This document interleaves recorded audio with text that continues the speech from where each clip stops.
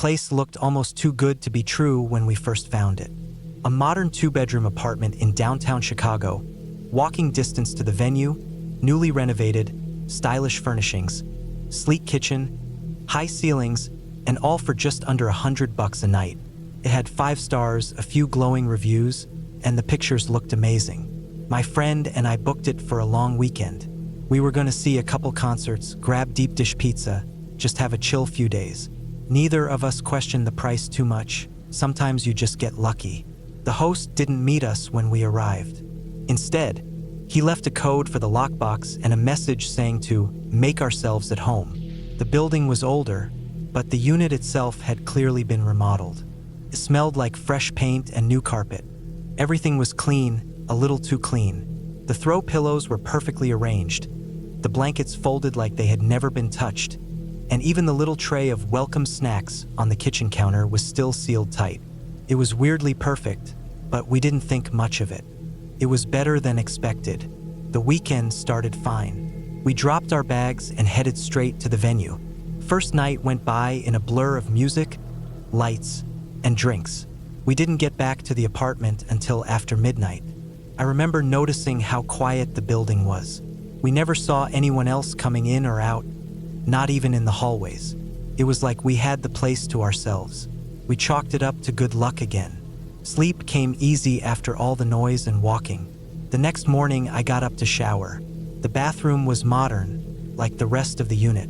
White tile, chrome fixtures, soft towels, one of those backlit mirrors that looked like something out of a hotel.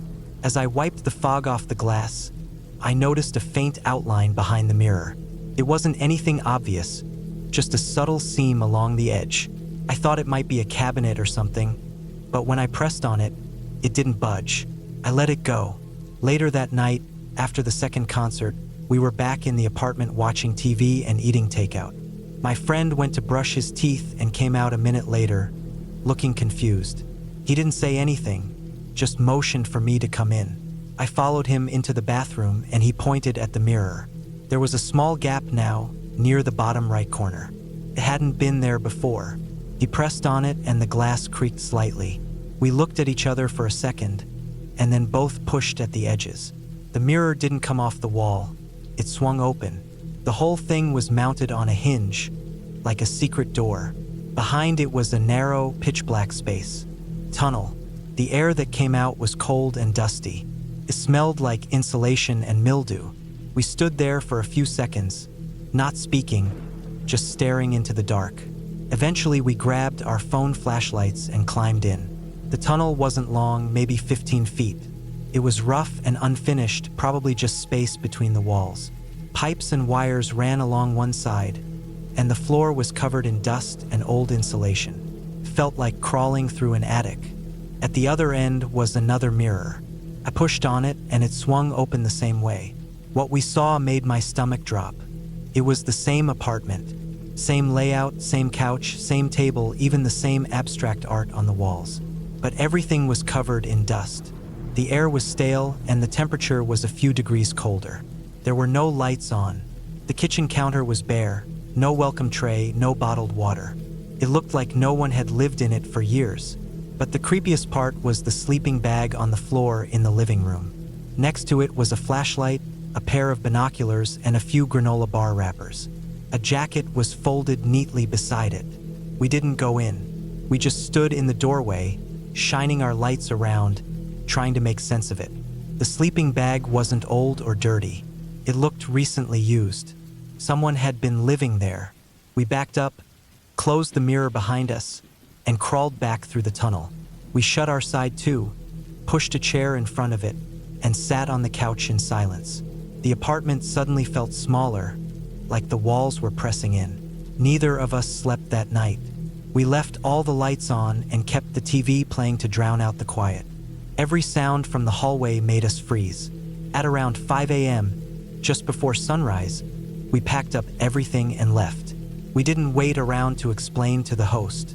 We just grabbed our stuff, left the keys on the counter, and got out.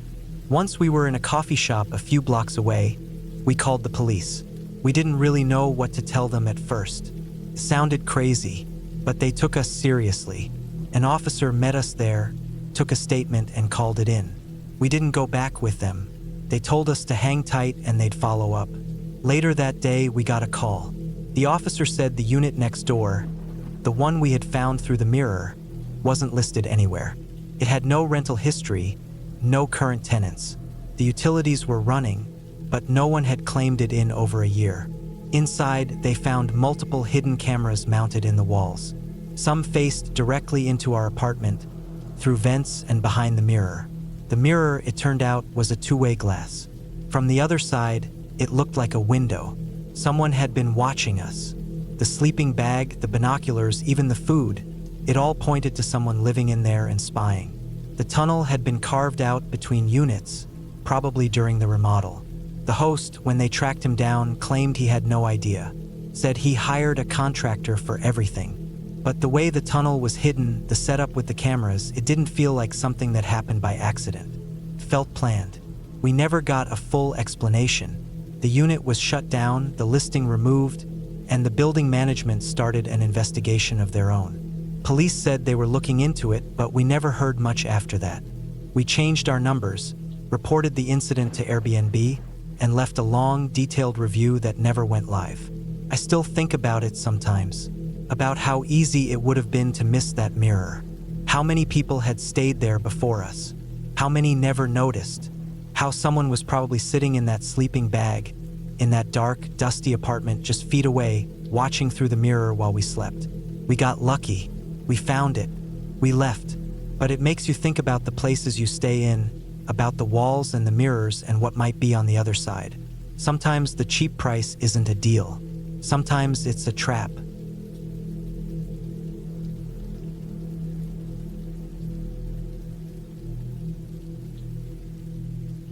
I needed a break. That was all it was supposed to be. A short break from the noise of the city, the emails, the constant pressure to be available. I hadn't written anything worthwhile in months. I thought maybe if I got far enough away, somewhere quiet, somewhere dry and open and still, I could clear my head and finally get something down. I found this listing on Airbnb, a small Adobe-style house in the middle of the desert, maybe 40 minutes outside a tiny town I'd never heard of. The photos made it look clean, a little rustic but nice. The kind of place with big windows and no neighbors for miles. The host's name was Melissa. She had a good rating and responded quickly when I messaged her to ask about Wi-Fi. She said the connection was strong, the fridge was stocked, and she even had a little welcome basket waiting for guests. I booked 5 nights. The drive out there was long, hot, and mostly boring. I stopped in the last town on the way to grab some groceries, even though she said the fridge would have essentials. I didn't want to rely too much on whatever someone else thought essentials meant. I didn't see another car for the last half hour of the drive. Just stretches of dry, flat land, rocks, hills in the distance. The house was where the GPS said it would be. A squat, sand-colored place with a faded red door and a metal roof. There was a gravel path leading up to it, a lone mailbox tilted at the end of the drive. No other buildings in sight. It was late afternoon when I arrived. The heat pressed down on everything, and the silence was complete. No wind, no birds, just the sound of my car engine cooling as I turned it off. The door was unlocked, like she said it would be. The place was cooler inside but still dry, the kind of air that makes your lips crack if you're not careful. The interior was nice, clean floors, some woven rugs, wooden furniture.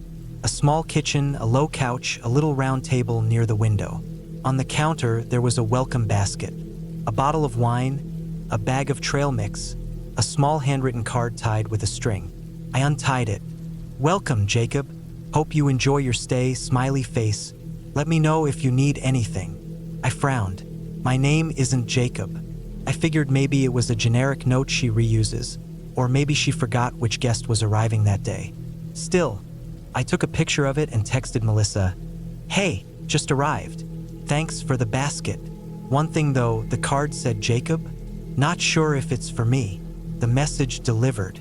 No reply. I set my stuff down and started unpacking. The fridge really was stocked: milk, eggs, fruit, bottled water, sandwich meat, even some yogurt cups. Everything looked fresh. Too fresh. The bed was turned down already. Crisp sheets, a folded towel on the edge like a hotel. On the dresser was a simple metal frame with a photo in it. Some guy in a flannel shirt standing in front of a rock formation. Mid-30s maybe, dark hair, short beard. Not me. I stared at it for a long second. It didn't look like a random photo that came with the frame. It looked personal. I looked around the room. Nothing else felt off really, but I felt off. Like I'd stepped into someone else's story. I texted again. Hey, just following up on the Jacob thing. And there's a picture in here. Do you usually leave photos of other guests? No reply. I made a sandwich, sat by the window, and opened my laptop. I tried to write. I kept looking over at the red door. Around 9:30, it was fully dark outside. The desert looks different at night, less open somehow. Like things could move out there and you wouldn't see them. I brushed my teeth, turned off most of the lights, and lay in bed with my phone on the nightstand. At exactly 11:12 p.m., someone knocked on the door. Not loud. 3 soft knocks. I froze. I waited, barely breathing. They knocked again. Same rhythm. Then silence.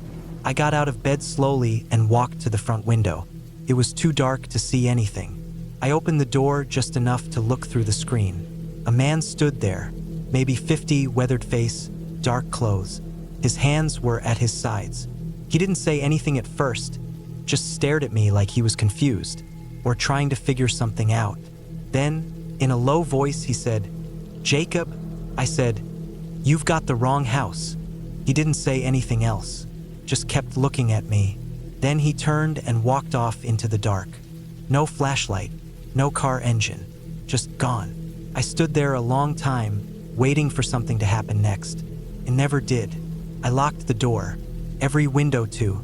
I moved the couch in front of the door just to be safe. I didn't sleep much that night.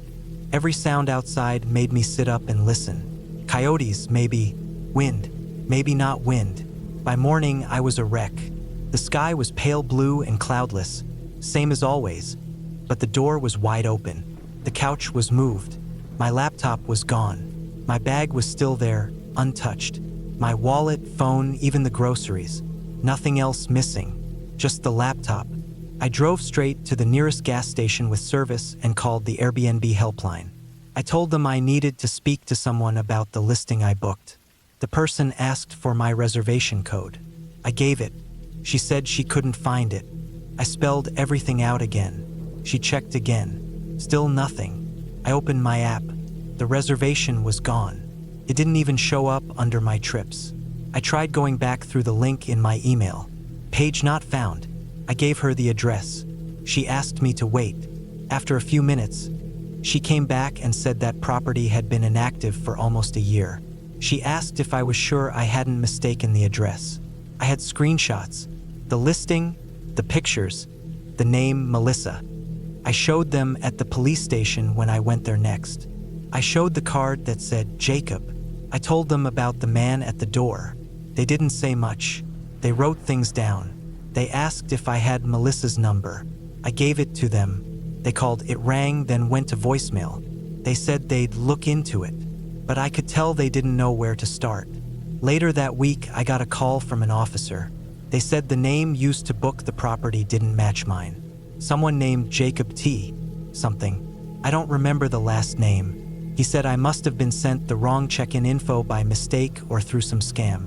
But they weren't sure how my money had gone through or how the listing was live if it wasn't supposed to be. They asked if I knew anyone named Jacob. I said no. I never got the laptop back. Sometimes I still wonder if the house had ever actually been for rent, if the real Jacob ever showed up, if Melissa was real, or if any of it made sense. I've tried to forget it, but I still remember the man's face. The way he said that name, like he knew him, like he expected him. That's what bothers me most. He didn't look surprised to see me. He looked disappointed.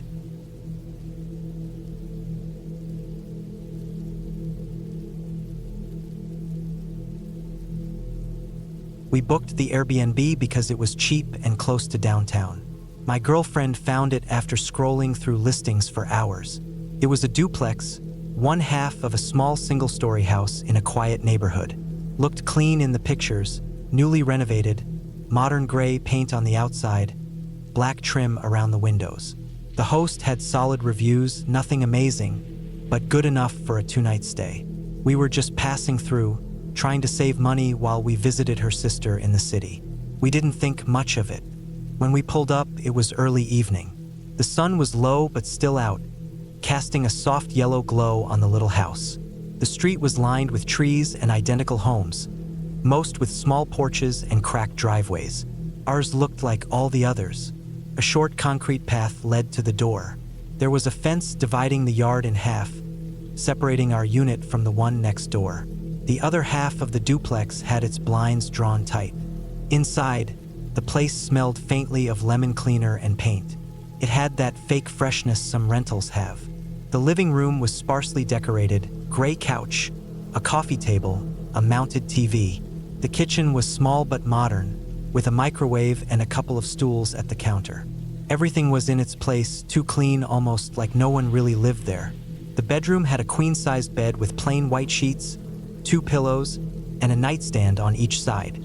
The bathroom was spotless, white tile, basic shower with a curtain that looked brand new. We set down our bags, took a moment to relax. I opened the fridge, completely empty. Not even a bottle of water. I remember thinking that was a little odd. Most AIRBNBs at least have a couple things left over.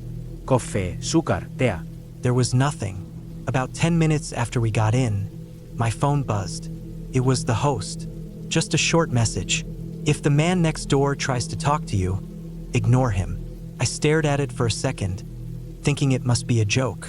I showed it to my girlfriend. She read it twice, then looked at me with this confused half-laugh, like she wasn't sure if she should be worried or not. We didn't reply. We didn't know what to say. The window in the kitchen looked out toward the other half of the house. I peeked through the blinds but didn't see anyone. The lights were off, curtains still drawn. We tried to ignore it, ate some takeout, watched something dumb on Netflix, tried to enjoy the evening. Around 10 p.m., I went outside for a smoke. The air was cool and quiet. No traffic, no people, just the occasional rustle of leaves. I stepped onto the porch and lit up, pacing a little, looking around. That's when I heard it, the other door creaking open. I turned and saw a man standing there, maybe late 50s, thin, with a messy beard and baggy clothes. He didn't step off his porch, just stood there, staring at me. Didn't say anything. I gave him a nod, just being polite, then looked away. The message from the host came back to me, and I finished my cigarette quickly, went back inside without saying a word. The next morning, we got up around 9, made some toast. My girlfriend was in the bathroom doing her makeup. I sat by the window sipping coffee. That's when I saw him again, the neighbor. He was out on his porch, leaning against the railing, smoking. He looked over and made eye contact again. This time, he raised his hand and gave a little wave. I waved back, that's all. But something about him made my stomach tighten. We spent the day out with her sister. Got lunch, walked around the park, just tried to enjoy the city. Neither of us brought up the message again. Felt silly, like we were making a big deal out of nothing. But that night, as we were getting ready for bed, I went into the kitchen to get a glass of water. I glanced through the window again, out of habit. The man was standing in his doorway, staring straight at our side of the house. This time, he was closer, almost like he was listening. I called out to my girlfriend. "He's out there again." She came over, peeked through the blinds with me. We watched him for a few seconds. He didn't move, just stood there. Finally, I said screw it, stepped outside. He looked surprised when I came out. I kept a couple feet of space between us. "Hey," I said, "just wanted to ask. Everything okay? You've been out here a lot." He looked around, then back at me. His voice was low, like he didn't want anyone else to hear. "You're staying in the Airbnb, right?" "Yeah." He nodded slowly. "You know, I've seen a lot of people come and go from that side. Never see the same ones twice." I frowned. "What do you mean?" He looked over at the other houses, then back at me. "They all leave. First night. Every time. Middle of the night, usually. Bags still packed. Some don't even turn the lights off. Just gone." I didn't say anything. He kept going. I've lived here 16 years. That place started renting out last year. Since then, maybe 10 groups, maybe more. Not one stayed more than a night. I tried asking the owner once. Never heard back. I've tried talking to the guests too. Most don't answer. One woman looked at me like she'd seen a ghost. I didn't know what to say. Part of me thought maybe he was just paranoid. Lonely old guy making stories up. But something in his voice, he wasn't joking. I nodded and said, "All right, thanks." Then went back inside. Told my girlfriend everything. She got quiet. We decided to take another look around. Not like a horror movie where we expected to find anything crazy. But still, we started opening cabinets, checking behind curtains, under the bed, even the closets. It was in the kitchen first, inside the cabinet above the microwave. I was reaching for an extra plate when I noticed the vent cover inside was loose. Not a normal air vent, just a little square like a patch job. Pulled it open. Tucked inside, pointed at the kitchen, was a small black camera. No wires. Looked like it ran on batteries. I called my girlfriend over. She stared at it for a long time. We went room by room after that.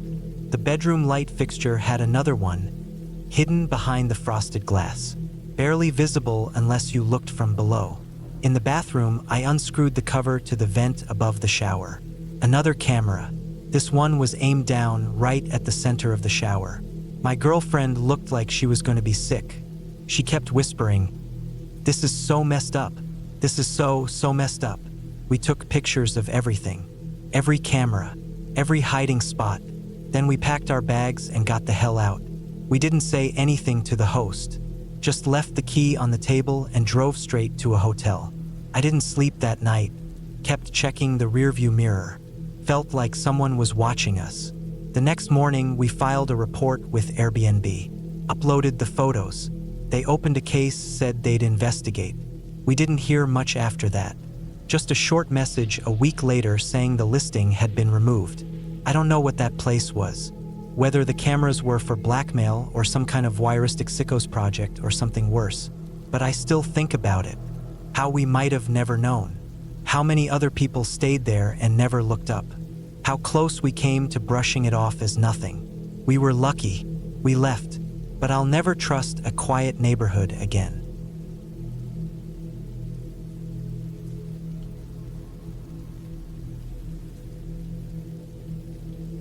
I was in town for a tech conference. 4 nights in a condo downtown. Clean, modern. Everything booked through Airbnb. I'd stayed in dozens of Airbnbs before. I always chose places with lots of reviews, and this one had over 200, all 5-star. The host had a verified profile, quick replies, and a whole page of praise for how professional and responsive he was. The photos looked good. Big windows, keyless entry, a Nest thermostat. The whole place was wired with smart tech, and that's exactly what I wanted. Simple, no face-to-face check-in, just a code in the app to unlock the door. The condo was on the 12th floor of a building right on the edge of the downtown financial district. It was mostly quiet.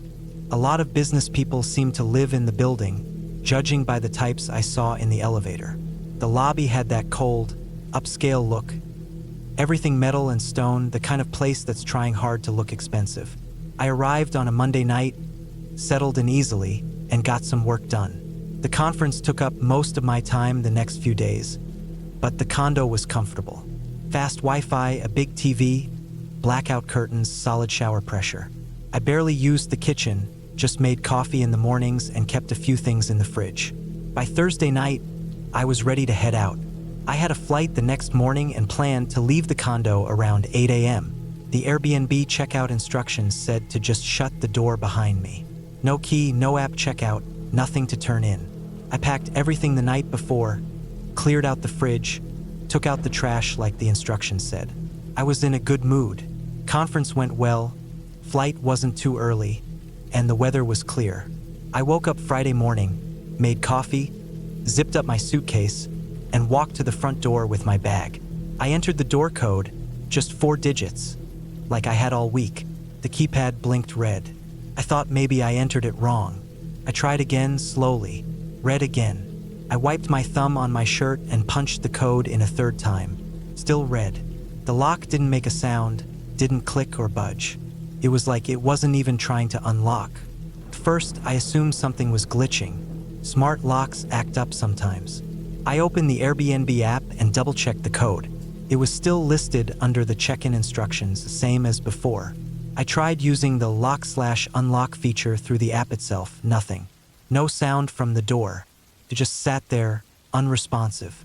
I gave it a minute, turned off the Bluetooth on my phone, then turned it back on, thinking maybe it wasn't syncing. Still nothing. I restarted the app, logged back in, and froze. My reservation now showed 2 more nights. Instead of ending Friday morning, it said checkout Sunday 11 a.m. And there was a charge listed $489 added to my card, processed just that morning. My entire reservation history had been updated like I had extended the stay. But I hadn't. I hadn't touched anything. I stared at the screen for a long time. Then I went to my email. Sure enough, there was a confirmation email from Airbnb, timestamped at 3:17 a.m., confirming the extension. There was a message from the host in the inbox too. All it said was, "Confirmed. Enjoy your stay." My stomach tightened. I knew I didn't book that. I had been asleep. I texted the host. Nothing. Waited 10 minutes. Then I called. He answered on the second ring. His voice was flat, low, like I had woken him up or interrupted something. I told him I was trying to leave, but the door code didn't work. There was a pause, and then he said, "Your stay hasn't ended." I told him it had, that I was supposed to be out Friday morning, that I had a flight. He just repeated it again, almost robotic. "The reservation hasn't ended." Then the line went dead. He hung up. I sat on the edge of the couch for maybe 5 full minutes trying to understand what the hell had just happened. I called Airbnb support. I got a generic automated line at first. Then after about 15 minutes of hold music, someone picked up. I explained everything. They told me they'd open a ticket and escalate it to the trust and safety team. I was supposed to get an update within 24 hours. I told them I didn't have 24 hours. I had a flight in 2 hours. I asked if they could override the lock or something. They said no, that smart locks are managed by hosts, not Airbnb directly. They said I'd have to wait for a case manager to review the situation. That's when it hit me, I was trapped inside. Literally. The windows didn't open. The only one that did was a small one in the guest bedroom. It had one of those crank handles. I turned it out of frustration more than anything, and it creaked open just enough to feel fresh air come through. It was narrow, but it faced an alley that ran between this building and the one next door. A service ledge ran along the windows, probably for maintenance workers or window washers. It wasn't wide, maybe a foot across, but it ran along the full side of the building. I considered waiting. Maybe the host would fix it. Maybe Airbnb would call back. But the more I sat there, the worse it felt. The host wasn't going to help, and I wasn't going to miss my flight because someone screwed with a booking. I took a breath and climbed onto the narrow desk beneath the window. I squeezed through feet first, arms out behind me. My bag was too bulky, so I dropped it out onto the ledge first. It landed with a dull thud. I followed. My hips scraped both sides of the frame. I twisted and pushed myself out. My foot hit the edge of the ledge, and for a second, I almost lost my balance. It took every ounce of focus not to look down. I slid my bag along in front of me and shuffled sideways to the end of the ledge. I could see the fire escape on the side of the building, about 10 feet away. I had to stretch one leg across, lean into the wall, and use the corner of a window frame to steady myself before I finally stepped over. When I reached the fire escape, I nearly collapsed. My legs were shaking. I climbed down, one floor at a time, until I reached the alley. I flagged a rideshare immediately, got to the airport just in time. On the flight, I kept refreshing my email over and over. Nothing from Airbnb. It wasn't until 3 days later that I got a real response. A case manager finally contacted me. They said they were reviewing the situation and would issue a refund for the extra 2 nights. I asked what happened, why my stay was extended, why the lock wouldn't work, why the host said what he said. They said they couldn't comment on other guests' experiences or pending investigations. A week later, I checked the listing again out of curiosity. It was gone. So was the host's profile. I found a thread on Reddit, though. A few other users were talking about a host downtown who had been quietly manipulating bookings. He'd changed checkout dates after the fact, especially with guests who had early morning flights or tight travel schedules. Airbnb would eventually refund the charges, but it was always after the fact. Some people said they got locked out. A few, like me, got locked in. No one ever got a straight answer about how he did it. Some thought he used a scheduling glitch or some third-party smart lock integration. But the theory was that he was banking on guests not noticing until it was too late to do anything about it. Apparently, mine was the last straw. After enough people complained, Airbnb permanently removed his listings and banned his account. To this day, I double-check every booking. I take screenshots of the reservation details before I go to sleep the night before checkout. I don't trust digital locks anymore, and I don't book smart homes if I can help it, because once you're on the inside and the door won't open, you realize just how easy it is for someone to keep you there.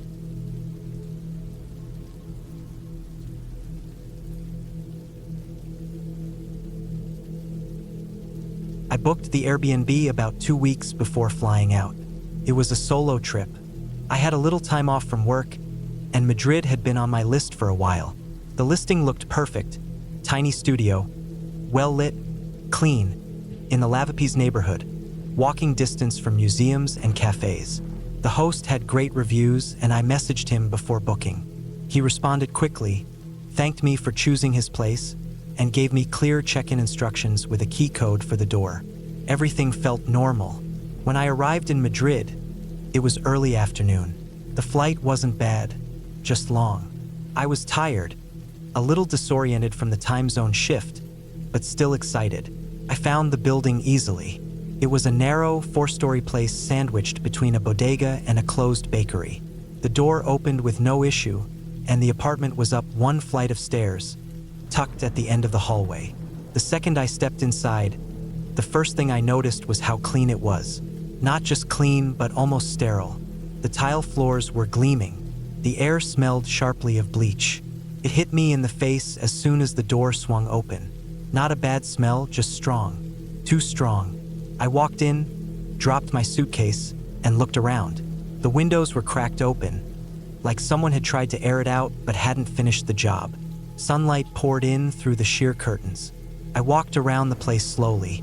The apartment was small studio layout with a queen bed against one wall, a tiny kitchen along another, and a bathroom behind a sliding door near the entrance. The fridge was humming quietly. The bed was made tight. There were fresh towels folded on a chair. Everything was exactly as pictured in the listing, except for one thing. In the far corner of the room, near the closet, there was a mop. It was leaning against the wall, and the bottom of it was still wet. A shallow puddle of water had formed on the tile beneath it. It looked like someone had cleaned up just minutes before I walked in. I thought it was weird, but didn't think much of it. Maybe the cleaner had run late and finished right before I got there. I assumed they just forgot the mop. No big deal. I showered, changed clothes, and went out to get food. I walked around for a while, trying to shake the jet lag. I ate dinner alone at a little tapas place with outdoor seating. When I got back to the apartment, the sun was setting. The bleach smell had faded a bit, and I felt more settled. I locked the door, turned on a small lamp near the bed, and climbed under the covers with my phone. I scrolled for a bit and dozed off earlier than I meant to. Sometime in the middle of the night, I woke up suddenly. It was still dark, and I couldn't tell what had woken me at first. The apartment was dead silent. I laid there for a minute, breathing shallow, listening, and then I heard its soft footsteps, not in the hallway outside, but inside the apartment. The floor creaked faintly, just once, like someone had shifted their weight. I held my breath. The apartment was tiny. There was nowhere for anyone to hide. I waited, stared into the dark, trying to make out shapes in the room. The footsteps didn't come again. Eventually, I convinced myself I was imagining things. I'd had weird dreams before, especially after flying. Maybe it was the building settling. I didn't check. I just rolled over, pulling the blanket up to my neck, and stayed as still as I could until I fell asleep again. In the morning, I felt stupid. The apartment was quiet. Nothing seemed touched or out of place. Still, I couldn't shake the feeling that something was off. The mop was gone now. I hadn't moved it. I would have remembered. That detail stuck in my head. I went out again that day, museum, lunch, long walk through El Retiro. Before I left, though, I did something I've never done before. I opened the camera app on my phone, set it to record video, and left it propped up on a high shelf between two books. It pointed toward the bed and kitchen. I thought maybe I was being paranoid, but I wanted to know, just in case. When I got back late that evening, the apartment looked untouched. I left the phone recording for a few minutes while I unpacked, then stopped it and sat down on the bed to watch the footage. First, there was nothing, just stillness, light shifting slowly as the sun moved across the window. Then, around 3 hours in, something happened. A dark square appeared in the ceiling above the bathroom door. I had thought it was just a vent or some kind of hatch. It was a crawl space and the cover slid open. A few seconds later, a pair of bare feet emerged, then legs, then a woman. She lowered herself quietly down from the crawl space, barefoot, dressed in a dark t-shirt and leggings. Her hair was pulled back. She looked like she'd done this before. She moved quickly but calmly. She walked to the kitchen, opened the fridge, took out a yogurt and a banana. She sat on the floor and ate with her back against the cabinet. Then she got up, opened the closet, looked through some of the drawers, I guess to check if I'd unpacked anything valuable, then cleaned up after herself. She wiped the floor where she'd been sitting with the same mop I'd seen. She replaced the yogurt container in the trash under the sink. Then, just as quietly as she came down, she climbed back into the crawl space, pulled the hatch shut behind her, and disappeared. I watched it 3 times. I didn't sleep that night. I didn't even turn off the lights. I just laid there, fully dressed, sitting against the headboard, staring at the ceiling. Every creak in the walls made me jump. I didn't want to make noise. I was scared if she knew I knew, something worse would happen. I waited for daylight. As soon as the sun came up, I grabbed my suitcase, packed everything in a frenzy, and got out. I didn't even lock the door behind me. I just walked until I found a cafe, sat at a table on the patio, and booked a hotel near Gran Via. I didn't care what it cost. I just wanted to be around other people. I didn't message the host. I didn't leave a review. I didn't report anything until days later, when I was back home. I sent the footage to Airbnb support through the help center and explained everything. Took a few weeks, but eventually I got a response. They said the apartment had been cleaned by a third-party service. The host had hired them because he lived in Barcelona and couldn't be there in person. The company had subcontracted cleaners, some of whom, apparently, were undocumented and occasionally used vacant properties to rest or sleep between gigs. Airbnb said they'd suspended the listing and were investigating the cleaning company. I didn't ask what happened to the woman. I didn't want to know. What bothered me the most wasn't that someone had been in the apartment. It was how smoothly she moved, how practiced she was, like it wasn't the first time she'd done it, like there were others. Since then, I don't book Airbnbs alone. I double-check ceilings. I knock on walls. I don't assume anything is safe just because it's been cleaned. Clean doesn't mean empty.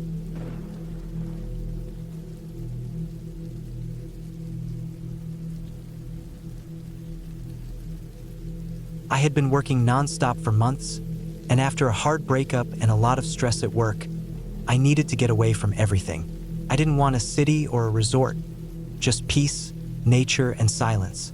I found this Airbnb listing for a newly renovated house in rural Oregon, surrounded by tall pines and a few winding back roads. The photos looked great: modern kitchen, clean rooms, big windows with lots of natural light. It looked remote, but not too remote. I booked it for a full week, thinking it would be the perfect place to breathe, read, and rest. When I arrived, the house looked exactly like the photos. It was about a 20-minute drive off the main road, and I didn't see many other houses on the way. The driveway was gravel and crunched under my tires as I pulled up. The trees around the place were thick, like a natural fence. The air smelled fresh and cold. I didn't see anyone around, and it was totally quiet. The front door had a keypad lock, and the code the host sent worked fine. Inside, it smelled like new paint and wood. Everything was clean and minimal: white walls, wood floors, new appliances. I walked from room to room, flipping light switches, checking for cell signal. There was barely any. And putting my bag down in the bedroom. The host, whose name was Mark, had messaged me earlier that morning to say everything was ready and to let him know if I needed anything. I texted a quick thanks and told him I'd arrived. I didn't hear back, but I figured he was just busy. The first few hours were great. I made tea, unpacked, read a little. I lit some candles, opened a window, and just listened to the wind and birds. It was exactly what I needed. That night, I cooked pasta, watched a movie I had downloaded, and went to bed early. The next day was quiet too. I went for a walk along the narrow road that curved past the property. There weren't any sidewalks or trails, but I didn't see a single car. I sat outside on the porch for a while, just watching the trees move. It was so quiet that I kept catching myself listening too hard, like my brain wasn't used to the lack of noise. Around late afternoon, I heard a knock at the door, a loud, quick knock. It startled me because I hadn't seen or heard a single person in over a day. I looked out the peephole and saw a woman, maybe in her 40s, messy hair, wearing a heavy coat. She looked not homeless, but definitely not put together. She kept looking behind her like she was checking if anyone followed her. I didn't open the door. She started speaking loud through the door, saying she was sorry to bother me, but that the house was hers. She said she had just gotten back into town and saw the lights on. She looked like she was trying to keep calm, but her voice was shaky. She said the house had been hers for years and that her ex had no right to rent it out, that the sale wasn't final and there was a legal case still happening. I just stood there, frozen, unsure what to say or do. She knocked again and said she didn't mean to scare me, but this was her home and she wanted to talk. I told her through the door that I had rented it and was just a guest. I said I'd contact the host. She didn't yell or threaten me. She just looked at the door, then looked around, and finally walked off the porch. She got into a car parked under the trees at the edge of the driveway and drove off slowly. I called Mark right away. No answer. I texted him what happened. A few minutes later, he texted back saying not to worry, that she was a disgruntled ex-wife trying to cause trouble, and that she had no right to be there. He said she used to live there, and there was a bad divorce, but the house was legally his and I was safe. It sounded a little sketchy, but I didn't know what else to do. I had nowhere else booked, and I didn't want to overreact.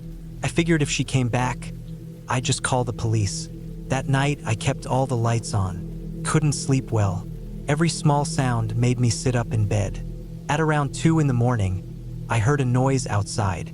Not loud, just soft crunching, like someone walking slowly on the gravel. I didn't look out the window. I couldn't move. Then it was quiet again. The next day, I stayed inside. I kept checking the windows, checking the driveway. Nothing. It was sunny and calm, and I felt like I was just being paranoid.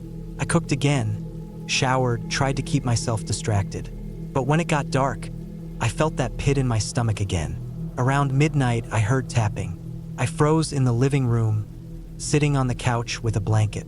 It was coming from the back window, soft at first. Then it got louder. A knock, then another knock. I turned off the lamp. I crawled to the side of the window and peeked through the curtain. She was back. She was standing in the backyard, arms hanging down at her sides, face tilted up at the window. Her eyes moved slowly across the glass like she was trying to see me inside.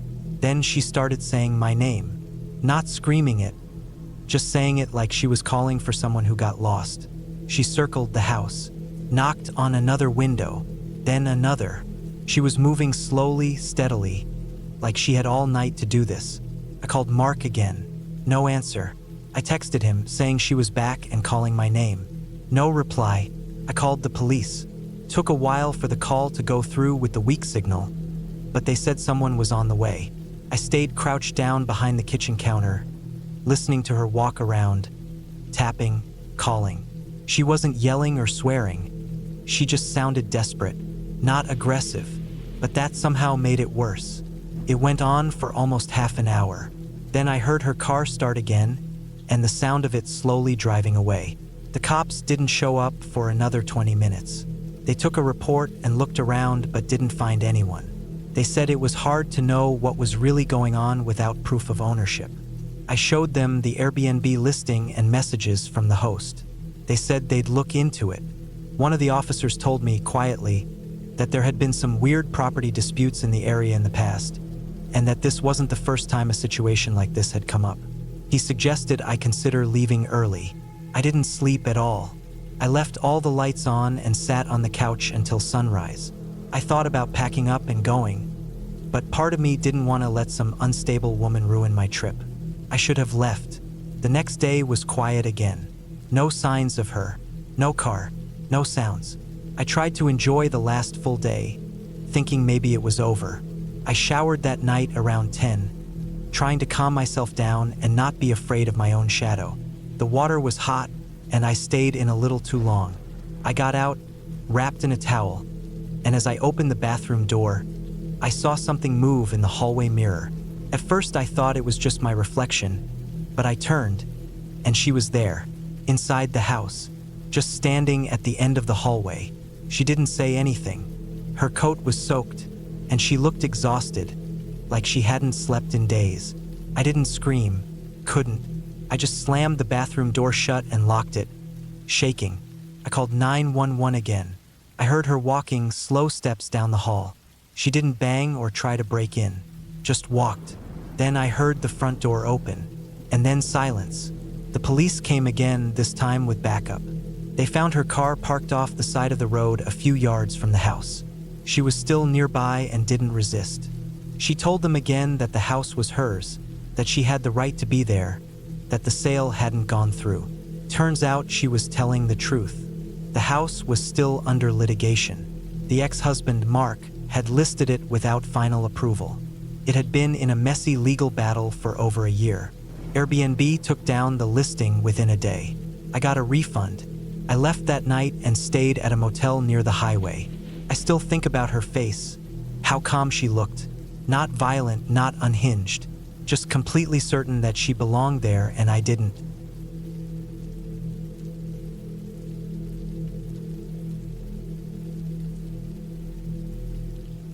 I booked the Airbnb because it looked quiet.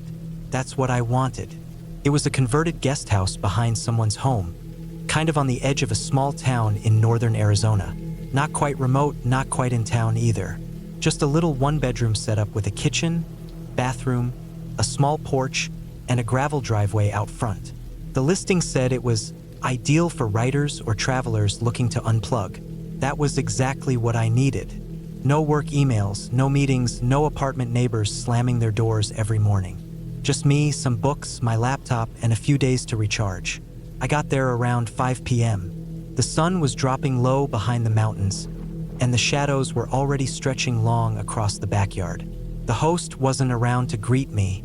There was just a keypad on the door and a note taped to the window saying, "Welcome. Text if you need anything." The code worked, and I let myself in. Inside, it was cleaner than I expected. Sparse furniture, but all of it looked new. IKEA stuff mostly. The couch was stiff but fine. The bed looked freshly made. The little kitchenette had a coffee maker, microwave, and a mini fridge. I noticed right away that the windows didn't have curtains, though. Just clear glass facing out into the trees and backyard. I figured it didn't matter. There was no one around. The main house was about 50 feet away, but it was partly hidden behind trees, and I didn't see any lights on inside it. That night, I ate leftover pizza from the drive and sat on the porch with a beer. It was colder than I thought it would be. The silence out there felt thick, the kind of silence you only notice when you're used to constant noise. I could hear my own breathing, the occasional rustle in the bushes, maybe a distant coyote, but that was it. No cars, no people talking, no music. It was almost unnerving, but also peaceful in its own way. I went to bed around 10. The mattress was firm. The sheets were a little scratchy, but I was tired enough not to care. I left the porch light on outside. The switch was just inside the front door. It didn't make the place much brighter, but the soft yellow glow helped ease that isolated feeling. Around 1 a.m., I woke up, not because of a noise, just suddenly wide awake. My body felt tense. I couldn't explain it. I stayed still, listening. Nothing. Then I noticed something weird. The porch light was off. I was sure I left it on. I got up and went to the front room, flipped the switch back and forth. Nothing. I tried the kitchen light. It worked. So did the bathroom one. Only the porch light seemed dead. Maybe the bulb blew. I told myself it wasn't a big deal. I looked out through the front window. Couldn't see much. Just the faint silhouette of trees. A faint line where the gravel driveway met the grass. I stared a little longer than I needed to. Nothing moved. No shadows. No people. Still, something felt off. That feeling stayed with me when I got back into bed. Took a long time to fall asleep. Next morning, I tried not to think about it.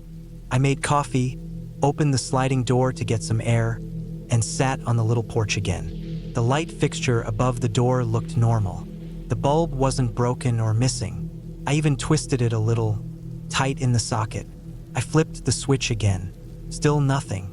I left it alone and drove into town. Bought some groceries, walked around a bit, found a cafe with Wi-Fi. I didn't stay long. The town was small and kind of empty feeling. The grocery store had those yellowed fluorescent lights that made everything look a little sad. I didn't see a single kid the entire time I was there. Just older people and one guy fixing a sign in front of a closed hardware store. Back at the Airbnb, I noticed something strange. The gravel in the driveway looked a little different. It had tire marks.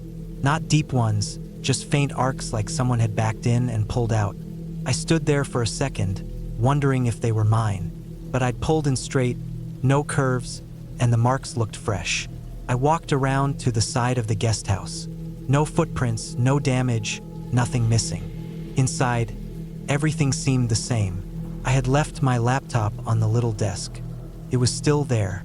My clothes were in my suitcase, untouched. The front door had been locked when I came back. Still, something didn't feel right. I locked the door again and pulled one of the kitchen chairs over, wedged it under the doorknob. I've never done that before, but I couldn't shake the uneasiness. That night, I left more lights on. Kitchen, bathroom, even the one above the stove. I double-checked the windows and sat up in bed scrolling through my phone even though there was no signal. I tried to read, but I kept listening for sounds. At around 11:30, I heard gravel crunching outside, just once, like a single footstep. I froze, sat up slowly, listening hard. Nothing followed it. I stayed like that for maybe 10 minutes, not moving, barely breathing. Then I got out of bed, walked carefully over to the window by the kitchen. I didn't turn any lights off, just leaned slightly toward the glass and looked out. Someone was standing at the edge of the trees, just beyond the line of the yard, near where the driveway curved back out toward the road. They weren't moving. I couldn't see a face, just the shape of them. Tall, wearing dark clothes, maybe a hood or a hat. It was hard to tell. I backed away from the window and went straight to the bedroom. I shut the door, locked it, turned off the light, and stood in the corner. I couldn't see out of the windows anymore. Not from there. I waited. 5 minutes. 10. I kept thinking, should I call the police? But what would I say? There's a guy standing outside and I'm renting this place? I didn't even know the address offhand. Eventually, I crept back to the front room and peeked through the window again. He was gone. I didn't sleep that night. I sat on the couch with a kitchen knife in my lap, jumping at every noise. Nothing else happened, just silence. At sunrise, I packed everything. I didn't bother to eat, didn't shower. I shoved my stuff into the car, locked the door behind me, and drove to a gas station down the highway. I sat in the parking lot and finally got cell service. I texted the host, "Hey, something weird happened last night. I think someone was in the yard. Porch lights not working either." No reply. I waited an hour. Nothing. Finally, I opened the app and reported the issue. The listing vanished 2 days later. No explanation. About a week after I got back home, I checked again. A new listing popped up in the same area. Different photos, different title, same gravel driveway.